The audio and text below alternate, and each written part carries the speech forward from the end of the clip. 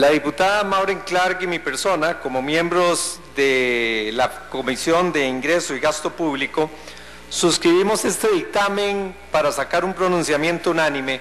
inspirados básicamente en que estamos aquí frente a problemas estructurales que se han venido repitiendo año con año, administración con administración, que requiere un cambio de raíz en lo que significa la estructura de la administración financiera de Costa Rica. Si leemos los informes anuales de la Contraloría General de la República, pareciera en su gran mayoría que son copiados uno al año siguiente y al año siguiente nuevamente con las mismas observaciones. Y no digo porque la Contraloría no haga su trabajo, sino porque seguimos teniendo problemas estructurales en la administración de la hacienda pública, que llegó el momento de que busquemos darle una solución. Me siento muy contento de haber escuchado la intervención del diputado Solís Fallas, de la cual coincido prácticamente en todo lo que él ha indicado, salvo con algunos temas de matiz. Por ejemplo, no puedo aceptar que se hable de que fueron los socialdemócratas latinoamericanos quienes incurrieron en la violación de los principios de la sana administración de la hacienda pública en sus países. Esos en realidad eran socialconfusos y no eran socialdemócratas, porque un socialdemócrata sabe que lo que se tiene que hacer es producir riqueza para poder distribuirla equitativamente entre los sectores que la necesitan. Pero si esa riqueza no se produce, lo que se viene es a distribuir pobreza. Y la distribución de la pobreza no puede ser una visión socialdemócrata, ni puede ser una visión de una persona que coincida con esa visión que nosotros tenemos sobre el desarrollo económico y social de los países. Pero bueno, entrando en materia,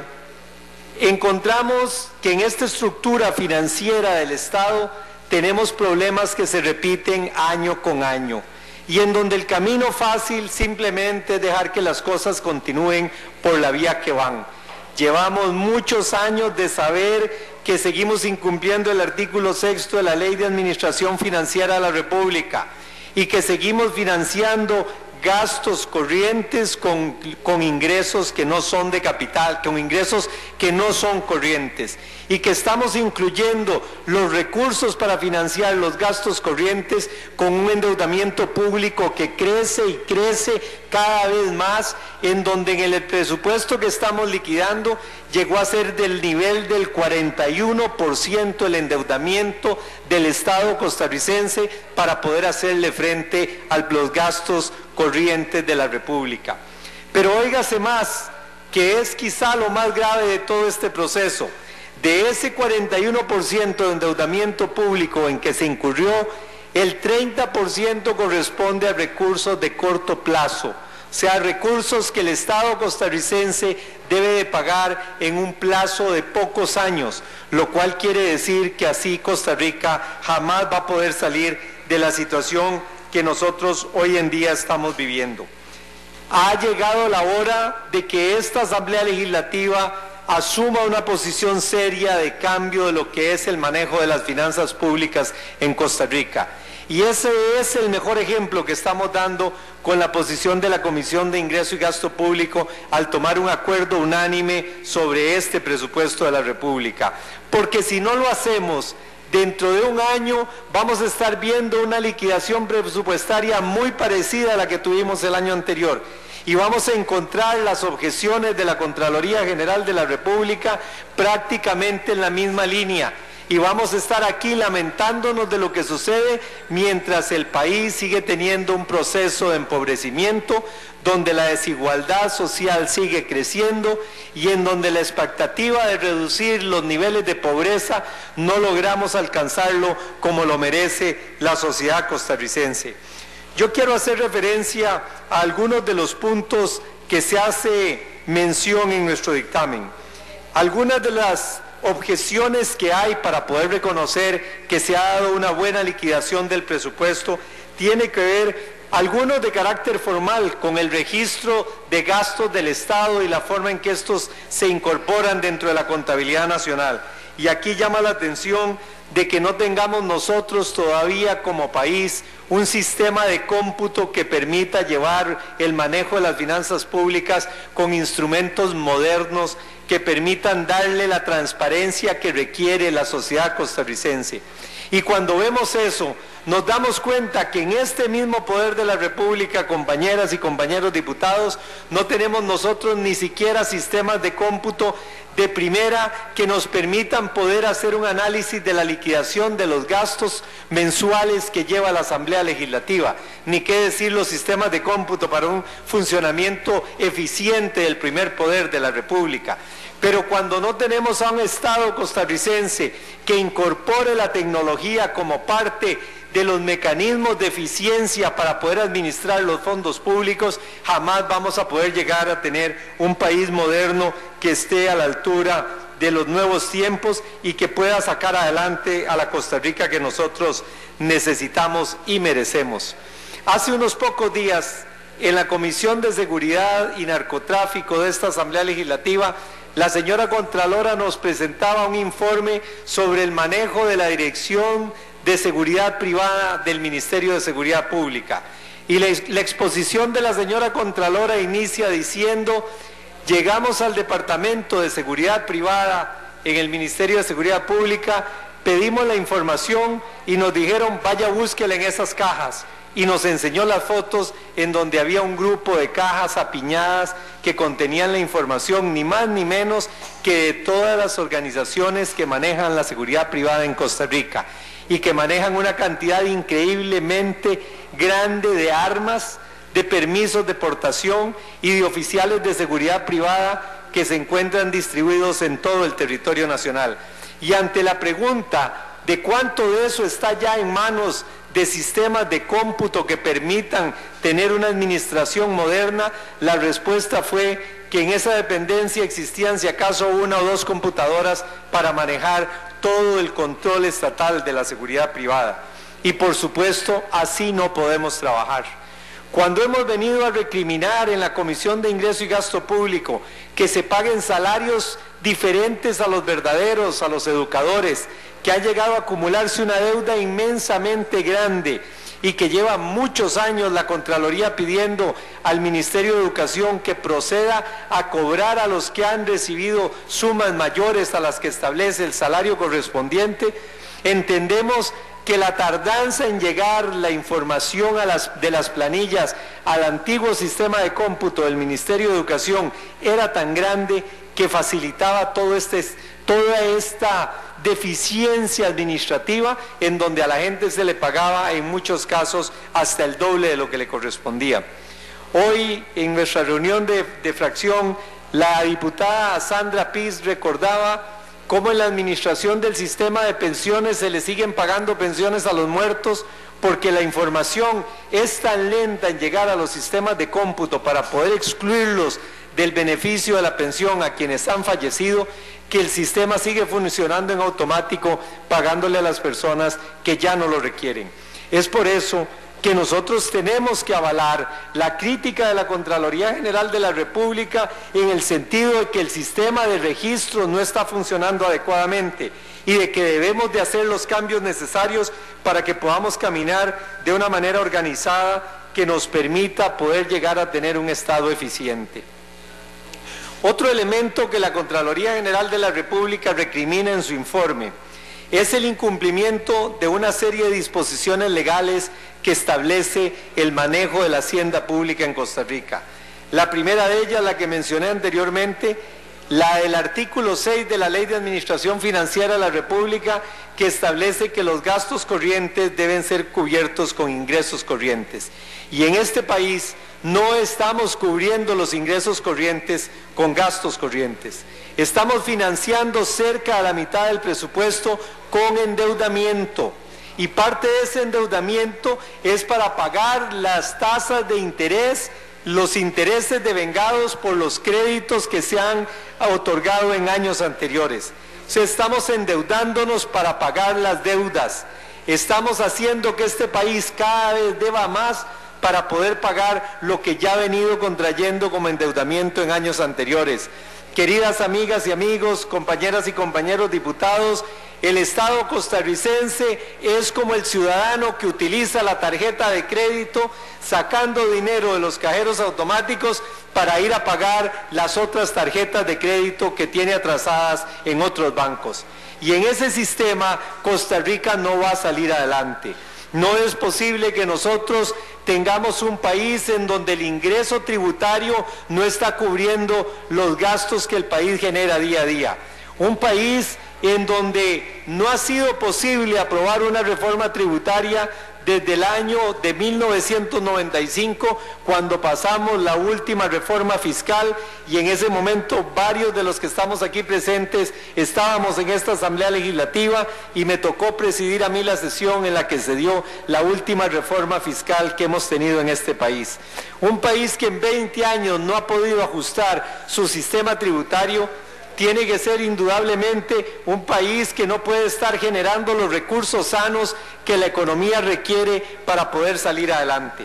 Estamos así en una condición en donde estamos viviendo de aprestado para pagar las deudas, en donde simplemente ya hace muchos años en este país dejamos de hacer las inversiones con endeudamiento, porque el endeudamiento prioritariamente lo estamos usando para pagar los créditos que en el pasado hemos venido contrayendo.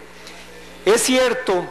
y es indudable que nosotros no vamos a poder resolver el problema del artículo 6 de la Ley de Administración Financiera en un lapso de 4 años. Pero no es porque se trate de un artículo de una ley, sino porque se trata de buscar un principio de equilibrio en las finanzas públicas que nos permita poner a Costa Rica en una ruta en donde pueda haber recursos para poder generar el progreso social y la infraestructura que necesitamos. Sin embargo, sí es importante que esta Asamblea Legislativa pueda establecer un plazo de varios años en los cuales podamos ir eliminando ese problema de que estamos financiando los ingresos corrientes con endeudamiento. Y es importante que podamos establecer un plan que pueda abarcar una década o pueda abarcar 3 quinquenios para que vayamos solventando el problema de las finanzas públicas, pero para que podamos empezar a hacerlo desde ahora. El primer día del largo plazo es hoy. Y ojalá que podamos en la Comisión de Reforma del Estado establecer un programa que permita una modificación de las reglas de administración pública y de administración financiera del país que nos pueda llevar por ese rumbo de sanear las finanzas públicas en Costa Rica. Otro de los problemas serios que reporta la Contraloría General de la República en la liquidación del presupuesto es que no se están cumpliendo con las demandas legales que establece la legislación en materia financiera. Y eso quiere decir que no se le está dando a las instituciones los recursos que están establecidos en la ley.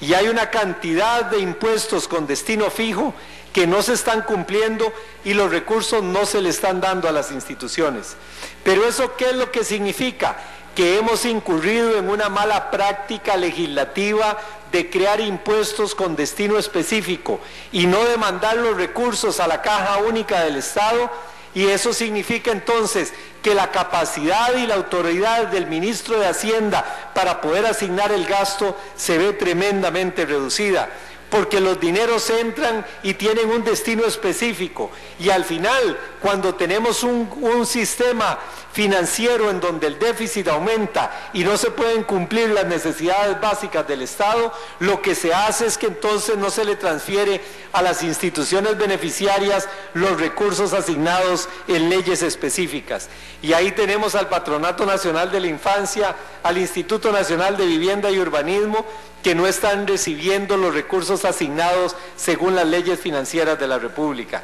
Y entonces seguimos engañándonos en un manejo mediante un espejismo de la hacienda pública, en donde creemos que aprobamos leyes con un gran contenido de desarrollo y en donde creemos que vamos a beneficiar a las instituciones públicas, pero esas instituciones después no reciben los recursos porque el Estado no tiene qué recursos transferir. Y esa mala práctica debe ser parte de una política de manejo de la hacienda pública total y absolutamente transparente, que venga a fortalecer el principio de caja única del Estado y venga a ir eliminando paulatinamente los destinos específicos de los impuestos, que se considera uno de los temas más regresivos en el manejo de la política tributaria. Y regresivos porque el contribuyente paga los impuestos y esos impuestos llegan en beneficio de grupos y de instituciones cuyo análisis y valoración no han tenido ningún paso por el Poder Legislativo,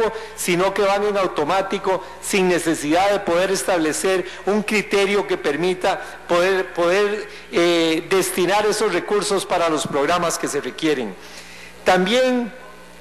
echa de menos la Contraloría General de la República de que hay una mala medición y reporte de los resultados en la administración de los fondos del Estado y que se viola el artículo 52 de la Ley de Administración Financiera, que en la parte que interesa le leo: también a más tardar en esa misma fecha, se refiere a la liquidación del presupuesto, el Ministerio de Planificación Nacional y Política Económica remitirá a la Contraloría General de la República el informe final sobre los resultados de la ejecución del presupuesto, el cumplimiento de las metas, los objetivos, las prioridades y las acciones estratégicas del Plan Nacional de Desarrollo y su aporte al desarrollo económico social del país. Y aquí pregunto, cuando no hemos podido tener la capacidad de pasar a un presupuesto de la República por programas, ¿cómo vamos a poder medir las metas y el cumplimiento de las metas establecidas? Cuando no tenemos un presupuesto por programas, ¿cómo vamos a poder medir a un jerarca que tiene a su cargo la implementación de las políticas públicas? Si el Ministerio de Educación lo que dice es una asignación general del presupuesto a la institución y lo divide en los salarios y lo divide en otros rubros tan generales, que cómo vamos a poder medir después si el ministro de Educación cumplió con las metas que tiene según lo que estableció la idea del legislador cuando distribuyó el presupuesto general de la República. La única forma mediante la cual nosotros podemos hacer valer la rendición de cuentas es cuando tenemos un presupuesto por programas y cuando establecemos que el Ministerio de Obras Públicas y Transportes va a recibir un presupuesto de X monto para que podamos reparar tal cantidad de kilómetros de caminos vecinales, para que podamos definir cuántos puentes vamos a construir, cuántos kilómetros de carreteras se van a desarrollar, o que el programa de vivienda, cuántas viviendas va a construir o va a financiar el Estado costarricense, o cuántos bonos de vivienda va a otorgar el Estado costarricense. Y ahí podemos entonces traer al jerarca y decirle: a usted se le asignaron tantos millones de colones en el presupuesto para hacer tantos kilómetros de caminos vecinales, y la liquidación del presupuesto lo que nos dice es que usted apenas pudo hacer la mitad de los caminos vecinales presupuestados. Y ahí podría entonces esta Asamblea Legislativa establecer las sanciones morales, los votos de censura para los ministros y los jerarcas que han incumplido, y poder entonces tener a un Poder Ejecutivo teniendo que cumplir con los dictados de la Ley del Presupuesto General de la República. Pero cuando lo que tenemos son partidas globales, eso simplemente es una cosa porcentual, en donde el diputado puede decir se cumplió el 50% del presupuesto, o la institución termina muy contenta diciendo cumplimos el 90% del presupuesto y logramos una erogación del 90% de los recursos asignados, y resulta que de ese 90% el 85% corresponde al pago de salarios. Y entonces, ¿cuál fue la verdadera ejecución eficiente del jerarca a cargo de la institución? Prácticamente ninguna. Simplemente por una inercia mensual o quincenal se fueron dando los gastos porque se cumplió el plazo mediante el cual había que pagarle los salarios a los funcionarios públicos. Y eso no es eficiencia y no es un correcto manejo de las finanzas públicas. En el momento en que nosotros podamos evolucionar a los presupuestos por programas, podremos tener un país en donde el legislador, primero el Poder Ejecutivo, a la hora de preparar su presupuesto, diga qué es lo que quiere hacer, el legislador pueda valorar qué es lo que se quiere hacer y posteriormente el jerarca tenga que rendir cuentas de qué fue lo que hizo o lo que no hizo. Y queridas compañeras y compañeros diputados, lo más triste de esto que les estoy diciendo es que hace 20 años, en el Salón de Expresidentes, en la inauguración de un congreso con economistas de diferentes partes del mundo, con la participación de Rudy Dorbush, uno de los más destacados economistas del Instituto Tecnológico de Massachusetts, quien falleció muy poco tiempo después de haber estado en ese debate con nosotros por diferentes razones de salud. Estuvimos discutiendo precisamente estos mismos temas. Hay un libro en el que aparezco como uno de los coautores, La dimensión política del crecimiento económico, precisamente del año de 1995, en donde lo que hoy estoy diciendo es prácticamente una copia de lo que hace 20 años, hace 19 años pronuncié en el Salón de Expresidentes de la República, de la Asamblea Legislativa. Y hoy, 2 décadas después, seguimos sin poder tener una transformación en la promulgación de los presupuestos de la República. Es por eso que me motiva mucho cuando escucho que diputados de diferentes partidos tenemos las mismas inquietudes y las mismas preocupaciones, porque este país merece que nosotros podamos tener una visión de largo plazo. Este país merece que nosotros podamos construir una Costa Rica diferente. Este país merece algo más a que cada año, cuando se da el índice de pobreza, vayamos a ver si quedó en 19.9 o si subió al 20.1 o si todos quedamos igual en el 20%. Y nos sentimos muy orgullosos de decir la pobreza no aumentó en Costa Rica como un gran logro, cuando el logro debe ser una disminución sustancial de la pobreza. Pero además decimos eso hablando en términos porcentuales, pero olvidándonos que en términos nominales cada vez tenemos más personas pobres en Costa Rica, porque con el crecimiento de la población, si mantenemos el mismo 20% de personas bajo la línea de pobreza, cada año tenemos a más personas y familias pobres en Costa Rica. Entonces ya es hora de que nosotros, que somos los llamados padres de la patria y madres de la patria, el primer poder de la República,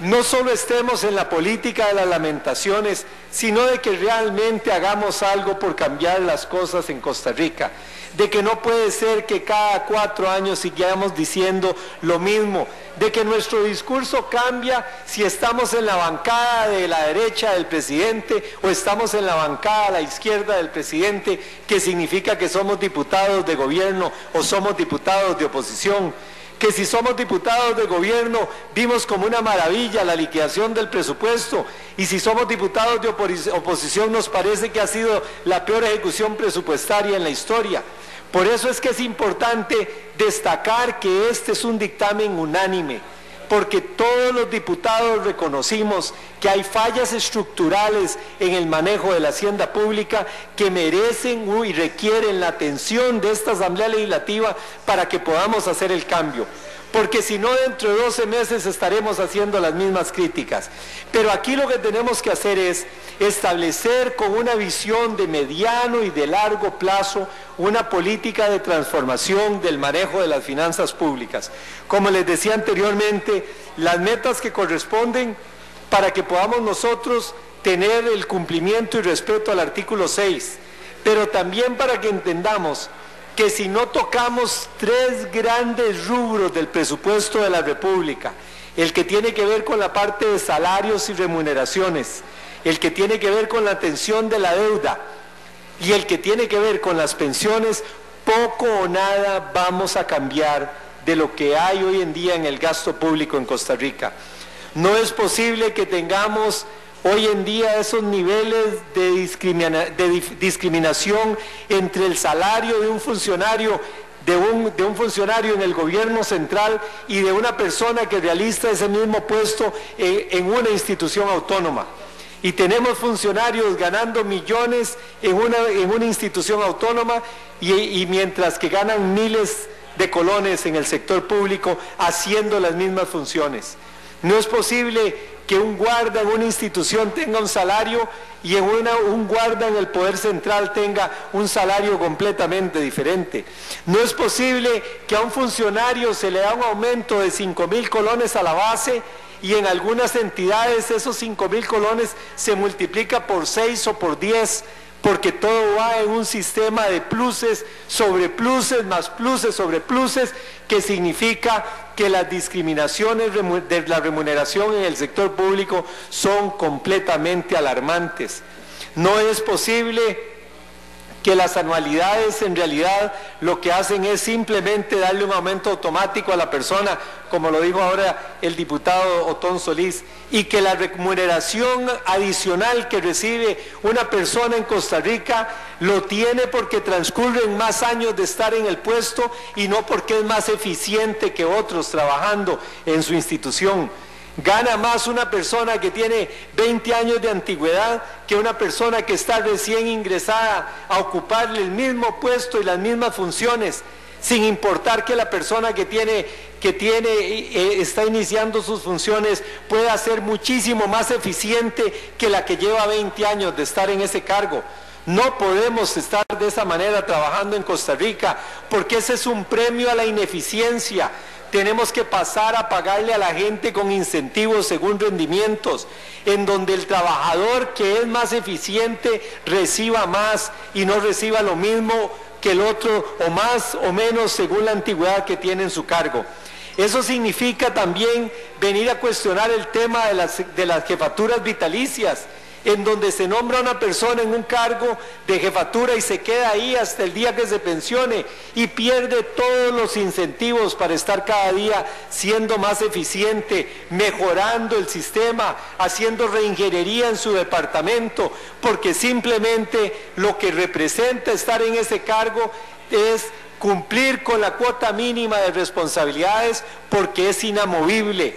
Y como lo decía en una campaña política un candidato presidencial, en Costa Rica podemos derogar el Estatuto del Servicio Civil y dejar una única norma que diga: todo funcionario público será inamovible hasta el día de su muerte. Y eso, queridas compañeras y compañeros, eso no es persecución política, eso no es tener una visión en contra de la militancia política o el color político de un funcionario público. Eso es abogar por una política de empleo público que premie la eficiencia, que premie al que trabaja y rinde más y que establezca incentivos para ganar más dinero, para tener mejores ingresos, para tener más pluses salariales, porque yo soy más eficiente que el otro y el incentivo mío es hacer más que los demás para poder tener mejores ingresos y no simplemente hacerme más viejo, porque como soy más viejo probablemente me van a pagar la depreciación personal y voy a ganar más. Y eso, mientras en esta Asamblea Legislativa no demos un paso grande en materia de la regulación del empleo público, los presupuestos van a seguir siendo deficitarios. Los presupuestos no van a poder cumplir y por más planes fiscales que se aprueben, tendremos al final de cuentas siempre un déficit en las finanzas públicas, porque nunca alcanzará el crecimiento del gasto, el crecimiento de los ingresos al crecimiento del gasto. Hoy nos explicaba un exministro en la reunión de fracción del Partido de Liberación Nacional que en el contexto de las universidades el aumento de la planilla año con año automático alcanza el 8% del monto total de esa planilla en términos reales. Si aumentamos a una inflación del 2%, estamos hablando de un crecimiento de la planilla del orden del 10%.